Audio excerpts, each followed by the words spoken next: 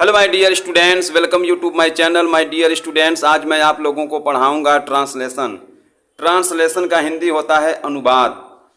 किसी भी हिंदी के वाक्य को इंग्लिश में ट्रांसलेशन करने के लिए सबसे पहले हमें यह रूल जानना अति आवश्यक होता है। सब्जेक्ट, इसको हिंदी में कहते हैं कर्ता। वर्ब, हिंदी में कहते हैं क्रिया। ऑब्जेक्ट को हिंदी में कहते हैं कर्म। सबसे पहले हम इन्हें वाक्य में पहचानना सीखेंगे कि हम इन्हें वाक्य में कैसे पहचानते हैं। जब हम पहचानना सीख लेंगे तभी हम किसी भी वाक्य को ट्रांसलेट कर पाएंगे। तो सबसे पहले हम वर्ब देखेंगे। वर्ब को हिंदी में क्या कहते हैं? क्रिया।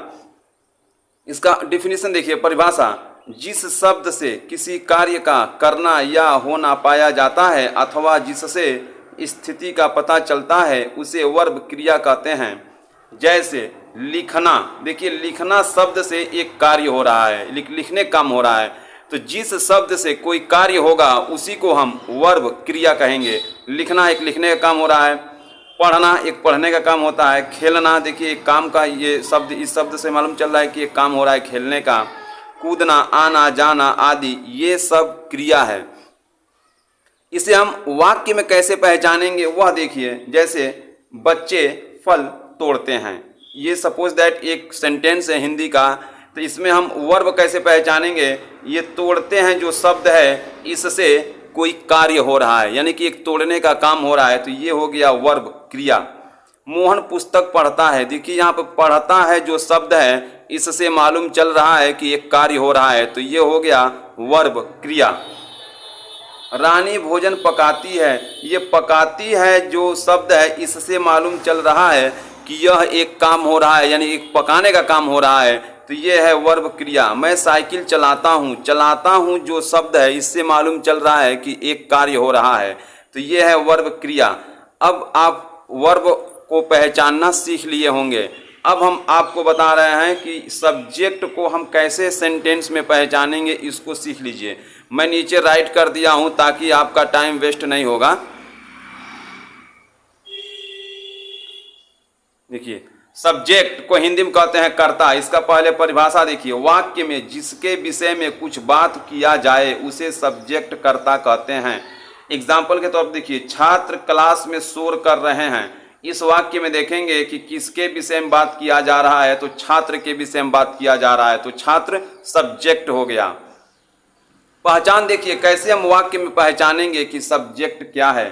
क्रिया में कौन या किसने लगाने पर, कहाँ लगाएंगे? क्रिया में। क्रिया में कौन या किसने लगाने पर वाक्य में जो उत्तर मिले उसे सब्जेक्ट कर्ता कहते हैं। अब हम क्रिया में लगाएंगे कौन या किसने।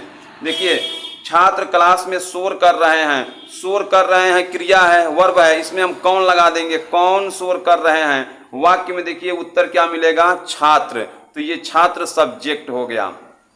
और भी हम एग्जाम्पल आपको दिखा दे रहे हैं, जैसे कि यहाँ पर नीचे आप खूब ध्यान से देखेंगे, बच्चे फल तोड़ते हैं, इसमें वर्ब क्या है? तोड़ते हैं, ये क्रिया है। अब इस वाक्य में हमको सब्जेक्ट पहचानना है, तो हम क्रिया में कौन लगा देंगे? कौन तोड़ते हैं, और इसे पढ़ेंगे जो उत्तर मिलेगा सब्जेक्ट होगा। कौन तोड़ते हैं? बच्चे तोड़ते हैं, तो बच्चे क्या हो गया? सब्जेक्ट हो गया।